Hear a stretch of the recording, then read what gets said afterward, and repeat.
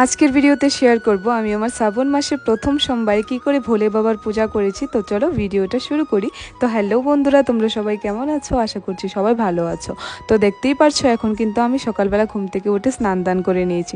আমার সকালবেলা বলতে কিন্তু 10টা সাড়ে 10টা, তো 10টায় ঘুম থেকে উঠে 10:30টার মধ্যে রেডি হয়ে চলে গেলাম বোনকে পুজোতে হেল্প করার জন্য। এমনিতে আমি কিছুই করিনি, পুজোর কাজ সবকিছু আমার বোনই করে রেখেছে, কিন্তু আমি গিয়ে দোকান থেকে দুধটা এনে দিয়েছি, তারপর বেলপাতা পেরে দিয়েছি। তো এখানে দেখো আমার বোন প্রথমে বাবাকে ভালো করে স্নান করিয়ে নিয়েছে, এখন কিন্তু আমি করছি। আর আমার না পুজো দিতে একটু টাইমই লাগে, মানে অনেকটাই টাইম লাগে একটু বলতে, কারণ ছোটোবেলা থেকে আমি একটু টাইম নিয়ে পুজো দিতে পছন্দ করি। আর জানো তো আমি পুজো দিতে শিখেছি আমার ঠাকুমা থেকে, কারণ আমি যখন ছোট ছিলাম ঠাকুমা পুজো করতো আর ঠাকুমার সাথে বসে থাকতাম, তখন থেকেই কিন্তু আমার পুজো করা আর পুজো করতে করতে মানে ঠাম্মার সাথে থাকতে থাকতে সব কিছু শিখে গিয়েছিলাম। এখন আর আমার ঠাম্মা আমার সাথে নেই, কিন্তু ঠাকুমার কথা অনেক মনে পড়ে। আজকে পুজো দিতে গিয়েও ঠাকুমার কথা অনেক মনে পড়েছে, কিন্তু কি আর করা যাবে, যখন যার যাওয়ার টাইম সে তো যাবেই।